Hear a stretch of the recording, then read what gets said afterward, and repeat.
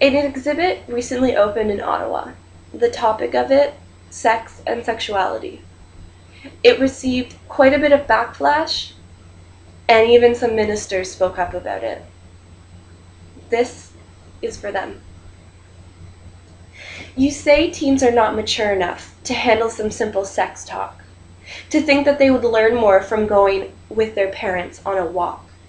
See, I'd rather my nieces and nephews and future possible kids learn about sex from doctors and professionals instead of having it hid from the books, from their eyes, and keeping it out of their precious brains.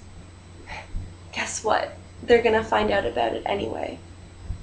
See, putting up blockers and arguing abstain, then offering no information to those who refrain.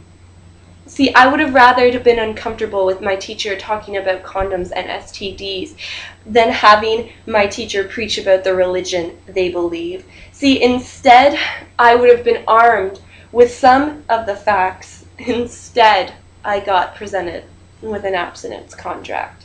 So with all due respect, Mr. James Moore, I'd like to show your beliefs the proverbial door, and you can refer to me as a whore for enjoying and learning about sex and taking the pill. But learning about sex and not waiting for a ring didn't make me mentally ill. Instead, I felt more empowered as I learned more about who I am, how my body is a garden and my vagina a beautiful gem. And I'm allowed to look at it outside of a medical exam. And my sexual self is connected to who I have become, and it's not something you should be running from. See, sexuality is so much more than just having sex. And my sexuality is so many layers and so much more complex. Trying to shut out our young people from their journey to their truth, or denying them the sexual knowledge because of their youth. To the youth of the day, I promise your time will come. You will learn about yourself and maybe where babies come from.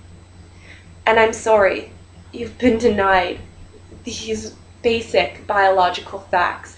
And I'm sorry for your sexual education and the large things it lacks. But I'm excited for you, coming into the world that I've come to know and all the beautiful things this world of sexuality has to show. So stay strong, young people. Don't let the craziness get to you. And remember, your sexuality isn't based on what you don't or do.